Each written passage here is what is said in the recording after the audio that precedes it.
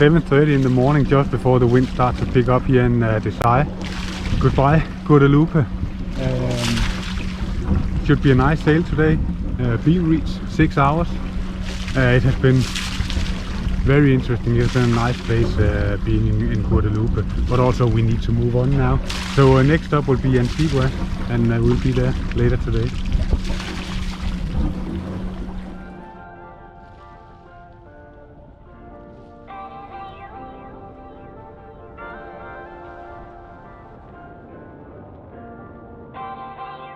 In the last episode, we checked out on Guadeloupe and was ready to set sails towards Antigua and Barbuda.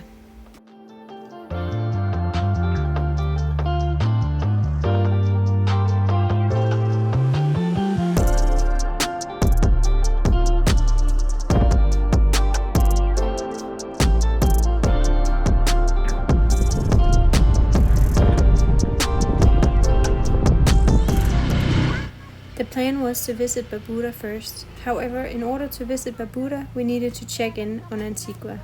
So that was the first thing we did after we arrived in English Harbour.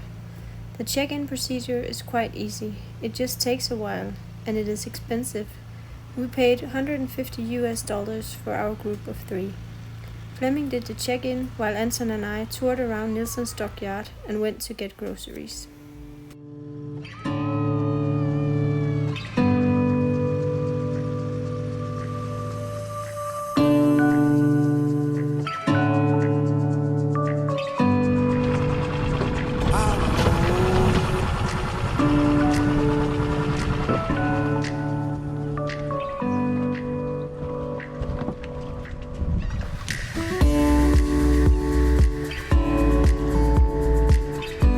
We just arrived in English Harbour here on Antigua, and wow, it's beautiful.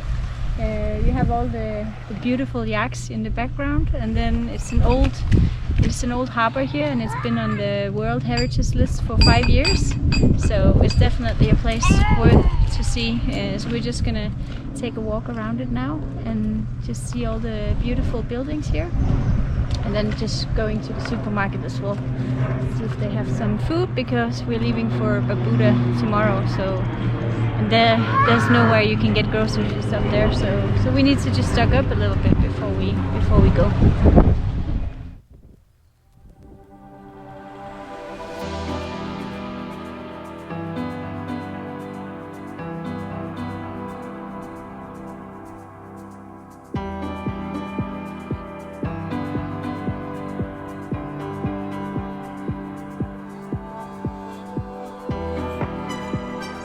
Place we are now is called Nilsson's Dockyard, and this is where all the old English vessels came in to get the maintenance back in the old days. And the harbour, or the Nilsson's Dockyard, is named after Lord Nilsson.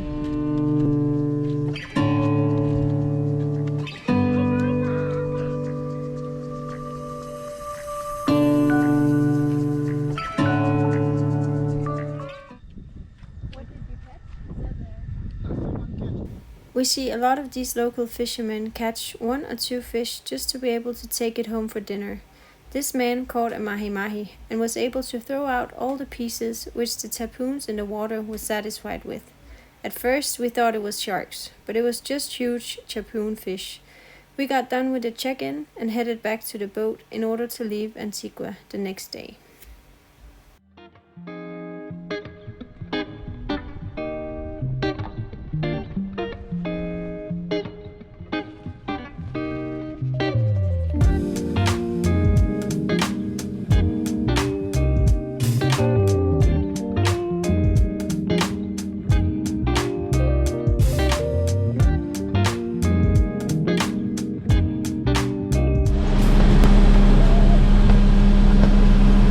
This is the standard position of the first mate and the able seaman whenever on sea. It should take us out in waves against us. When we pass Green Island, we will have them with us.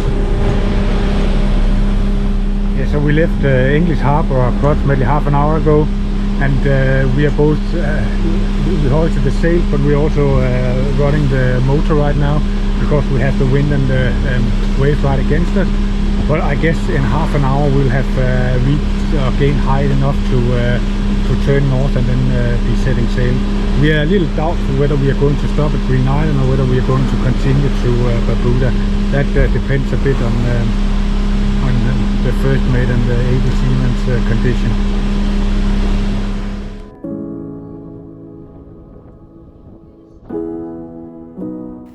Finally arriving on Barbuda and the 17-mile beach, which is the most beautiful anchor spot we have ever seen.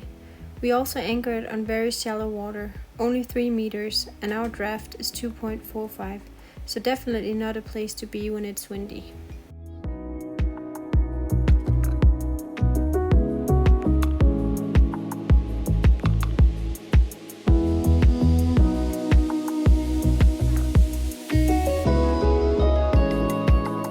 Our friends from Aluna was here as well, and we met up with them on the beach to end the day with a bonfire and barbecue. Such a beautiful place and night for this.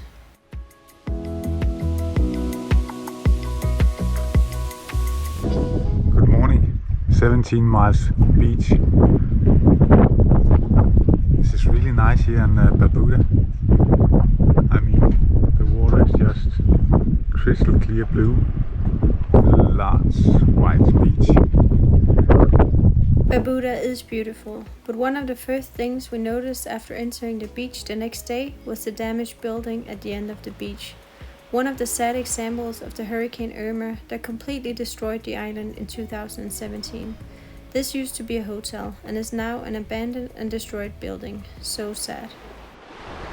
You get surprised how much is devastated from the hurricane out here.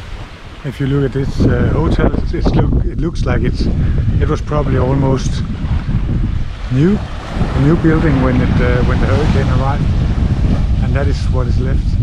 And I mean, there's a lot of these buildings around here on Barbuda, so they have suffered. They've suffered a lot from that hurricane.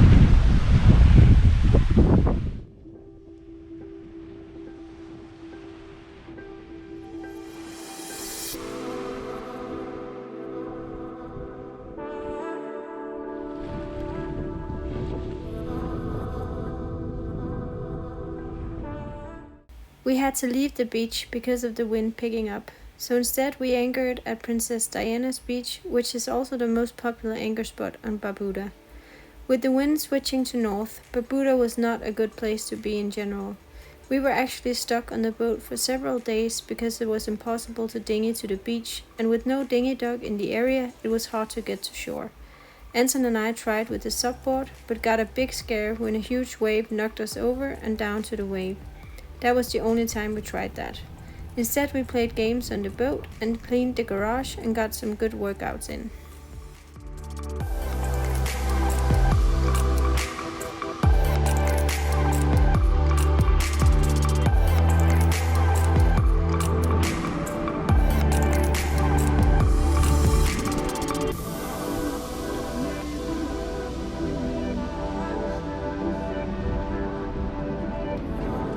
What are you doing?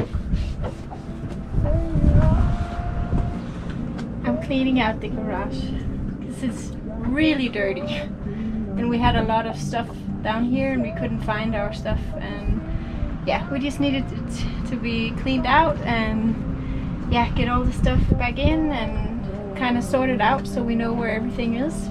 So that's today's project, and Anton is having a play date at Aluna. So we are making the most out of our time when we don't have to take care of him as well. So it's nice.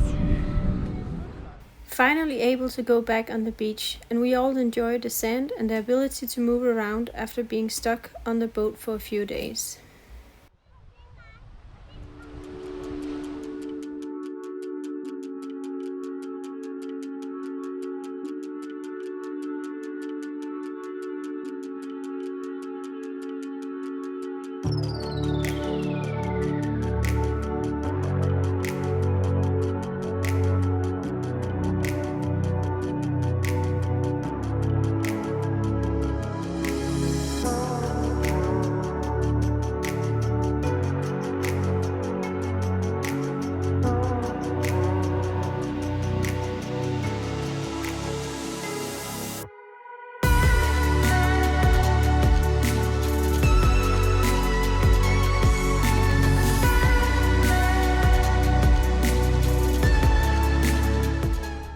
The last day on the island, we rented a van with a tour guide together with our friends from Mary to explore the landside of the island a bit more.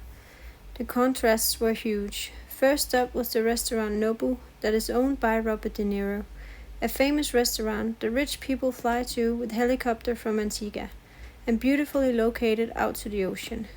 In general, rich people have started to rent the land on the island and are building either restaurants or expensive resorts. The local thinks it is okay because they need the money on the island, but at the same time, it is only rich people that will be able to visit these places.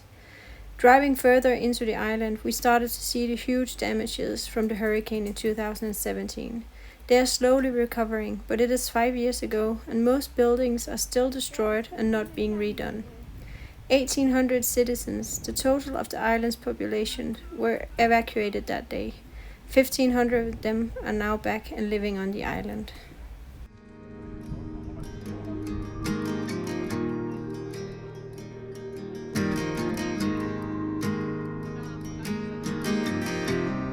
The high point of the day was to see the frigate nesting place. It is said to be the largest frigate bird gathering in the world, with an estimated of 2,500 birds. There may be no more than 25 nesting sites in the Caribbean today. A local man was kind enough to sail us out to the spot, and he knew a lot about the birds. They are relatives of pelicans, cormorants and boobies. Males are glossy black, females have white breasts, and the immature, the young ones, have white heads and necks. The oldest known age is 34 years.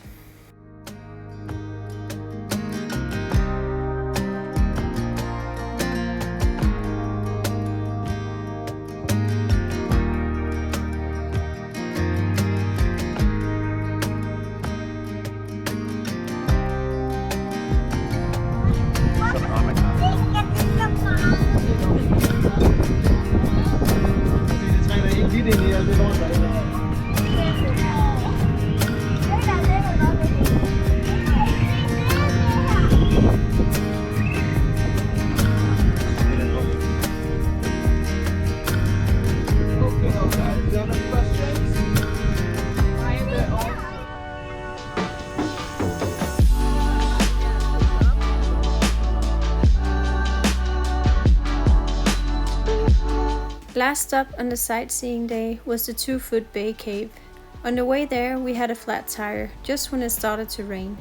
But as it is in the Caribbean, the locals help each other, and it only took 5 minutes before a friend of the driver was there to help us get back on the road, and we managed to go to the cave.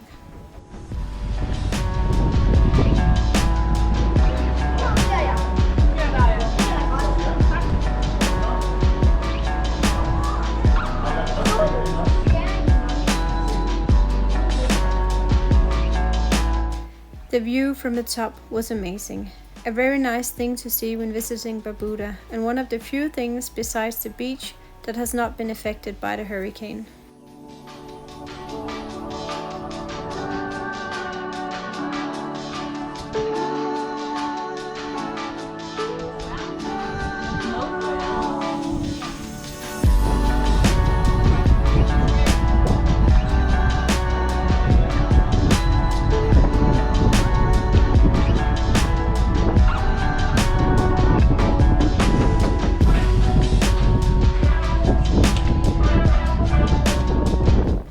Thank you so much for watching this episode, and if you like it, please give it a thumbs up, and we would also appreciate if you subscribe to our channel. Thank you again.